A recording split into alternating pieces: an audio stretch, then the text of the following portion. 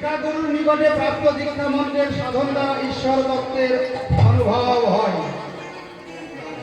হে উদ্ধব, সৎসঙ্গ লব্ধয়া ভক্ত মহিমাংস উপাসিত। আমাকে পাওয়ার একমাত্র উপায় হলো সাধু সেবা।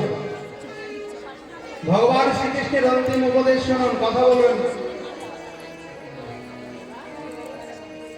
ভগবান অন্তিম উপদেশ করছেন, এবার চলে যাবেন, লীলা সাঙ্গ করবেন।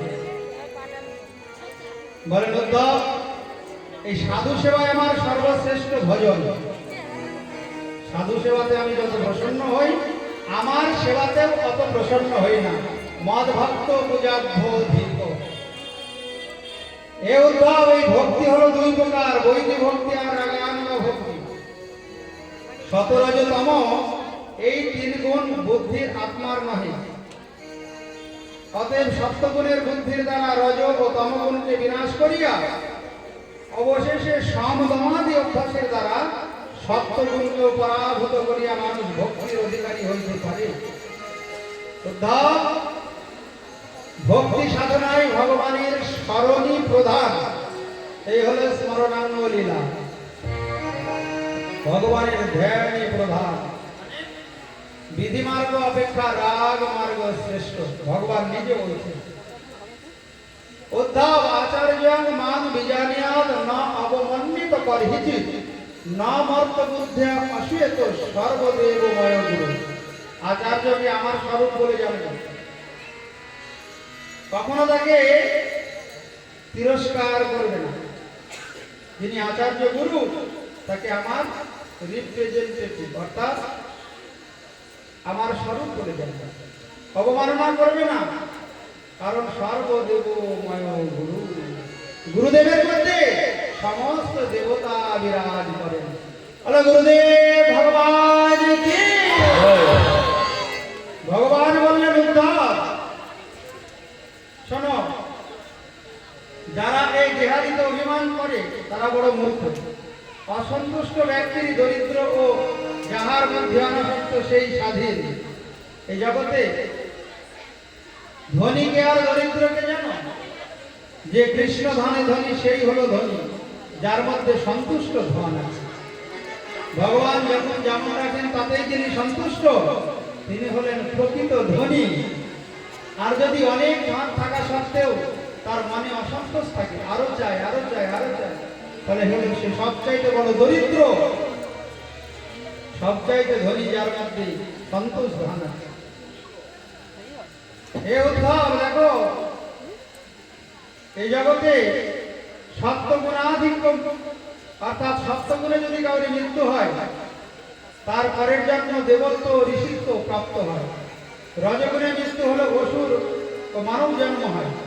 আর যদি কেউ তমগুণাধিক্যে মৃত্যু হয় কাউরে, তাহলে সে পশু পক্ষী কুলে জন্ম হয়। সপ্তগুণে মৃত্যু মানে ভগবানের চিন্তা করতে করে সে হয় দেবতা হয় না ঋষি হয়ে জন্ম। আর যদি ভোগ বাসনা নিয়ে মারা যায়, তাহলে পরে তার মানব জন্ম হয়, আবার অসুর কুলেও জন্ম হয়। আর যদি তমগুণে মৃত্যু হয়, তাহলে আর কোনো জন্ম হবে না, হয় জড় হবে আর নয়তো ওই পশু কুলে জন্ম। ভগবান এবার উপদেশ করে চলে যাচ্ছেন। সুখদেব গোস্বামী রাজা পরীক্ষিতকে বললেন, রাজন, এই ভাগবত ধর্মের উপদেশ করে ভগবান এবার অন্তর্ধান লীলা করবেন। বলরাম শুনতে পেরেছেন যে ভগবান আর থাকবেন না, জগৎ থেকে লীলা শুরু করবে, সাঙ্গ করবে। শোনা মাত্রই ওই বলরাম যোগমার্গ অবলম্বন করে সমুদ্র তীরে দেহ ত্যাগ করলেন। এবার এক এক করে যাওয়ার পালা। আমরাও চলে যাব, এক্ষুনি ভাগবতের বিশ্রাম হয়ে যাবে। বলরাম চলে গেলেন। ভগবান শ্রীকৃষ্ণ একটি অশ্বত্থ বৃক্ষের তলদেশে উপস্থিত হয়ে ওই চতুর্ভুজ মূর্তি ধারণ করে স্বীয় প্রভায় দিকসমূহ আলোকিত করে বাম পদ দক্ষিণ পূর্বদেশে স্থাপন করলেন। বাম চরণ দক্ষিণ চরণের উপরে রাখলেন। একটা বৃক্ষের নিচে উপস্থিত। প্রভাস ক্ষেত্রে গেলে সে বৃক্ষ দর্শন হয়। ওই যে জরা নামক যে ব্যাস, ওই মুসলমানকে বাণীর অগ্রভাগে সংযোজন করে রেখেছিল। ওই ব্যাজ গিয়েছে হরিণ শিকার। দূর থেকে দেখে একটা হরিণের বদন, মনে হচ্ছে যেন ভগবানের চরণ চিহ্ন ওই হরিণের মুখ। হরিণের মুখ বা বদন চিন্তা করে দূর থেকে যেই বাণ নিক্ষেপ করেছেন, ওই বাণ গিয়ে লাগলো ভগবান শ্রীকৃষ্ণের চরণে। ছুটে এসে দেখে এ তো হরিণ নয়, এ তো হরিণ নয়, এ ভগবানের চরণ কমল জরা ব্যাস। ভগবানের চরণে শরণ নিলেন, প্রভু তুমি আমায় ক্ষমা করে দাও।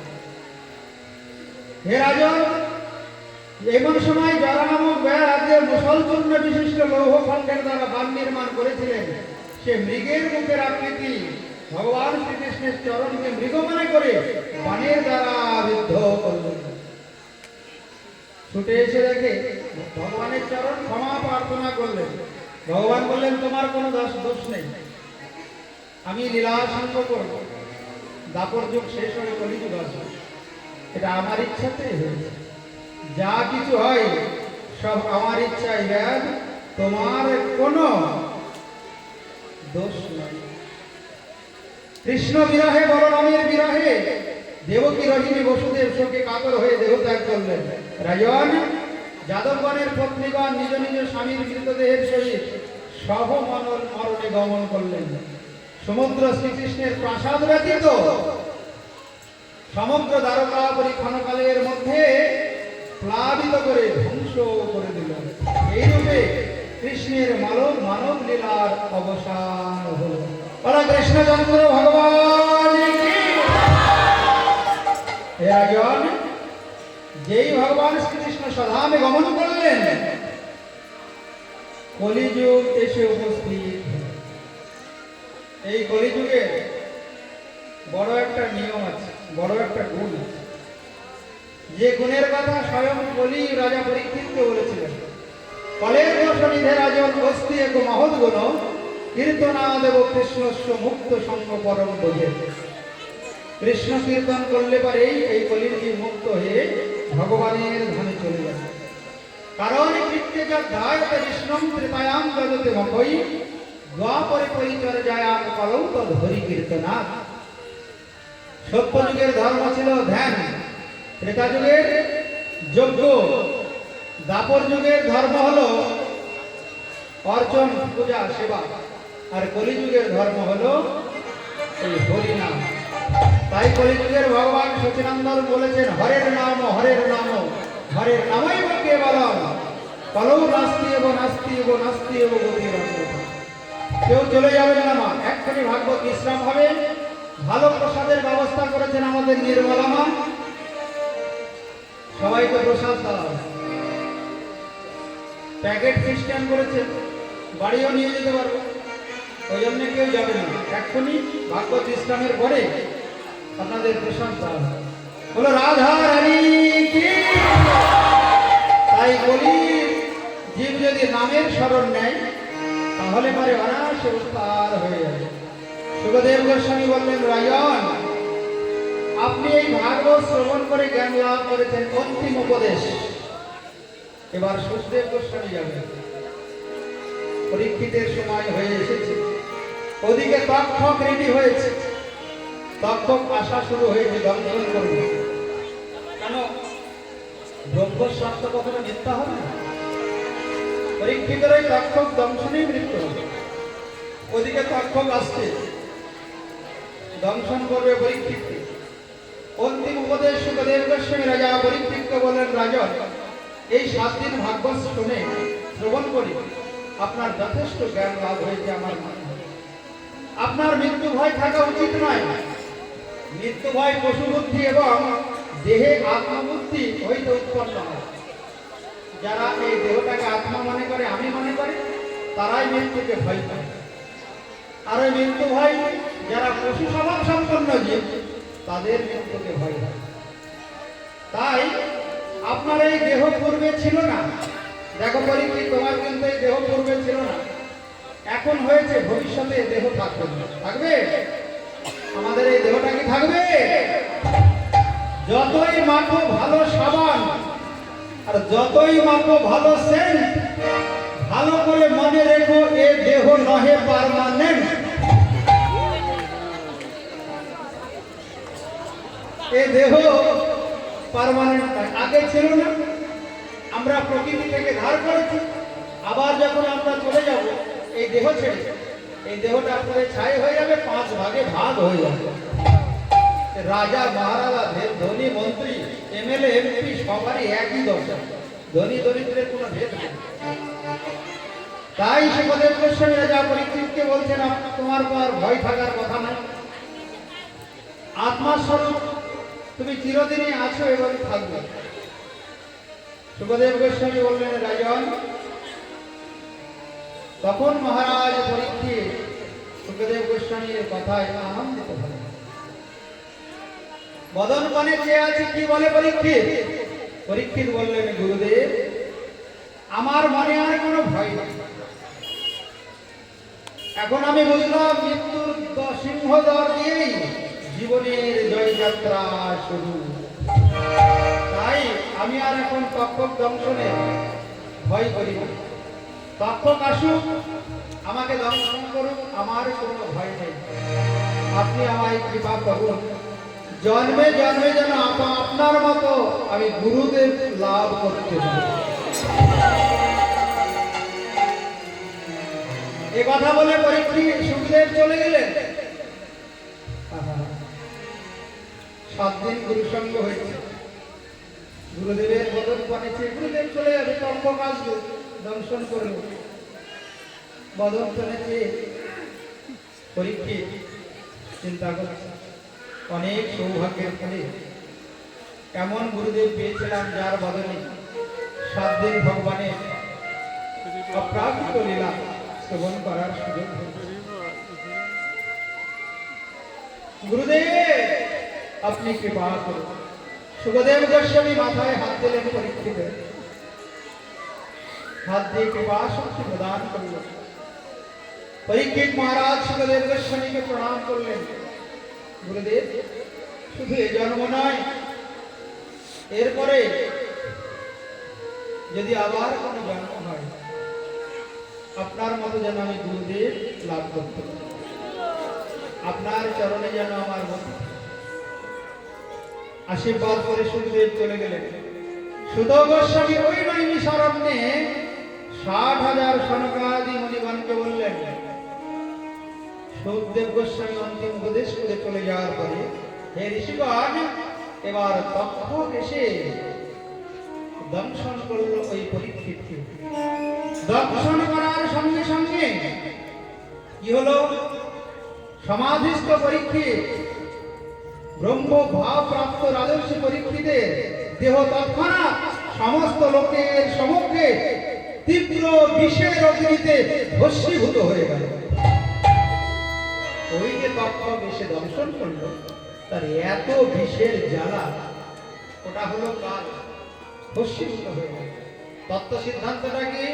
আমাদেরকেও যখন মৃত্যুরূপী কাল এসে গ্রাস করবে, আমাদের দেহটাও তো পুরো ছাই হয়ে যাবে। শুধু যে পরীক্ষিতের দেহ ছাই হয়েছে তাই কি, আমাদেরও দেহটা ছাই হয়ে যাবে। তাই এমন সময় কি হলো? পরীক্ষিতের পুত্র জন্মেজয় ক্রুদ্ধ হয়ে সর্প নিধন যজ্ঞ করা শুরু করল।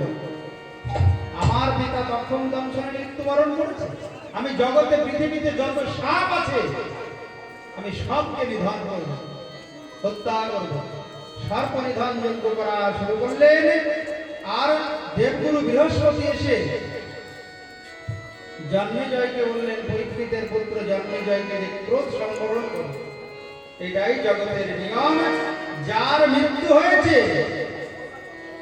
তার একদিন জন্ম হবে, আর জন্ম হয়েছে যার, তার 2 দিন আগে আর পরে মৃত্যু। পরীক্ষিত মহারাজের দেহের অবসান হলো, ভস্মীভূত হয়ে গেল। সবার সামনে পরীক্ষিত চলে গেলেন কোথায়?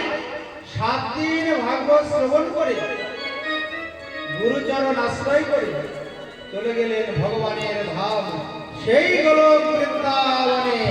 হরে কৃষ্ণচন্দ্র ভগবান। জগতে নাম রূপ কোন লীলা সমন্বিত শ্রীমদ্ ভাগবতকে শ্রবণ করে, তাহলে পরে অবশ্যই সে ভগবানকে লাভ করতে পারে। এইবার আপনারা সবাই হাত জোড় করুন, আমি আগে আগে বলবো, আপনারা পরে পরে বলবেন। সবাই হাত জোড়ুন, বলুন বলুন। ভবে ভবে যথা ভক্তি পাদস্তব জায়তে তথা পুরুষ দেবেশ নাথস্তম যত প্রভু নাম সংকীর্তনম যস্য বলো সর্ব পাপ প্রণাশনম প্রণাম দুঃখ শমন তম নমামি হরি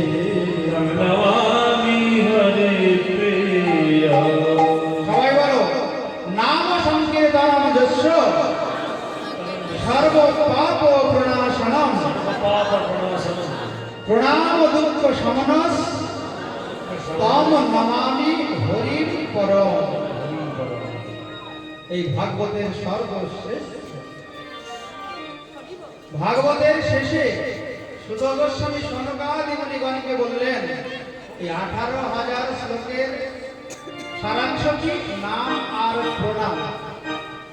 কেউ যদি নামকে সার করে, হরিনাম বলি তুমি, আর প্রণাম করতে শেখে গুরু বৈষ্ণব ভগবানকে, তাহলে পরে তার দুর্লভ মানব জন্ম ধন্য হয়ে যাবে এবং দেহান্তে সে ভগবানকে লাভ। তাই হরিনাম কৃষ্ণ নাম বড়ই মধুর, যে জন ভজে কৃষ্ণ সে বড় চতুর। তাই হরিনাম কৃষ্ণ নাম বড়ই মধুর, যে জন ভজে কৃষ্ণ সে বড় চতুর। আজকের এখানেই ভাগবতের বিশ্রাম। এখন একটু ভজন কীর্তন হবে, আপনারা সবাই হাতে তালি দিবেন, উঠবেন না। আপনাদের এই মায়েরা হাতে হাতে প্রসাদ দিয়ে দেবে, একদম উঠবেন না, যে যেখানে আছেন বসে থাকবেন। প্রসাদ নেওয়ার পরে এসে এসে প্রণাম করে যে যার স্থানে গমন করবেন। আবার গুরু গৌরাঙ্গের কৃপা হলে আগামী ডিসেম্বর মাসের শেষে আমরা চৈতন্য ভাগবত আস্বাদন করবো। ডেটটা আমার যেহেতু বৃন্দাবন আছে প্রোগ্রাম 84 কোষ ব্রজমন্ডল, তো আমি ফিরে আসবো 15 তারিখে। এই 15 দিনের মধ্যেই হবে, আপনারা জেনে নেবেন এই নির্মলা মায়ের কাছ থেকে। সবাই উঠবেন না, কেউ প্রসাদ দিয়ে দেন নির্মলা মা, কেউ উঠবেন না, কারণ আমি প্রসাদের মহিমা এখন একটু বলবো। ভগবানের প্রসাদের কি মহিমা, উঠবে না আমার কেউ। প্রসাদ পাওয়ার পরে প্রণাম করবে, কেন এখন যদি উঠে যায় তাহলে আর প্রসাদ দিতে পারা যাবে না। প্যাকেট সিস্টেম করেছে, আমি বলবো সবাইকে প্রসাদ দিতে। আমি প্রসাদের কেন এত মহিমা এখন একটু আস্বাদন করবো, আলোচনা করবো। হরে কৃষ্ণচন্দ্র ভগবান,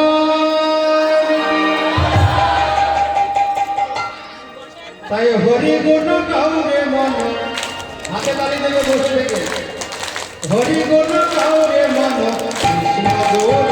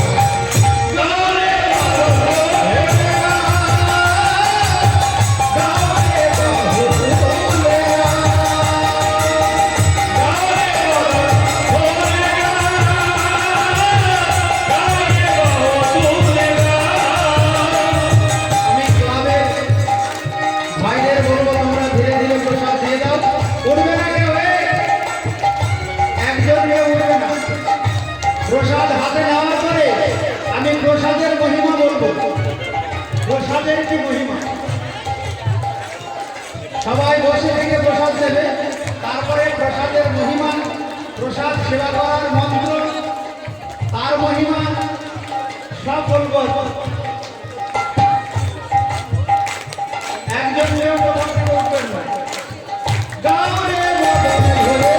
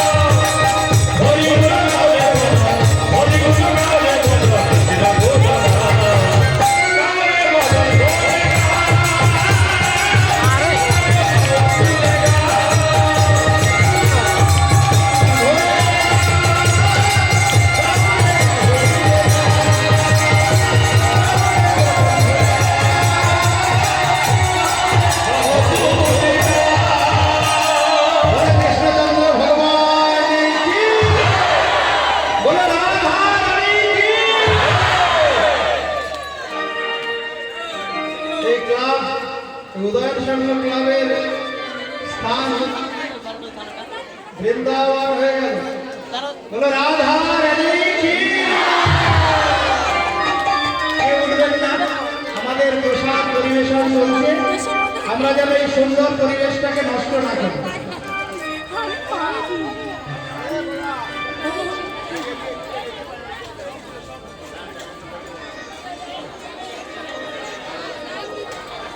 বৈষ্ণব বেশি চেনে এইখানে ধরনের যতই যত ধরে নিতে থাকি করলে তার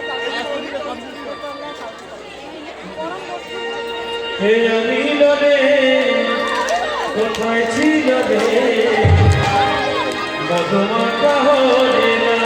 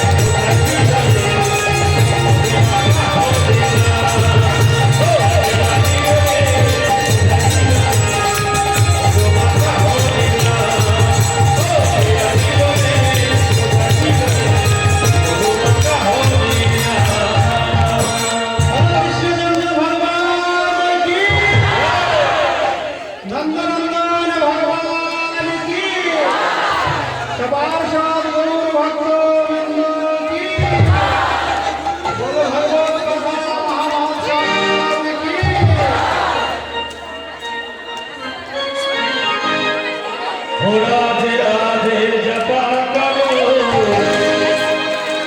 कृष्ण नाम रस पिया करो। আপনারা উঠবেন না, উঠবেন না, কিন্তু তাহলে প্রসাদ পাওয়া যাবে না। ভাই তোমরা হাত চালিয়ে প্রসাদ দিয়ে দাও। ভক্তরা উঠে গেলে প্রসাদ দেওয়া অসুবিধা হবে, হাত চালিয়ে প্রসাদ দিয়ে দাও। আপনাদের কাছে নিবেদন, ভক্তগণ আপনারা আরেকটু বসুন। राधे राधे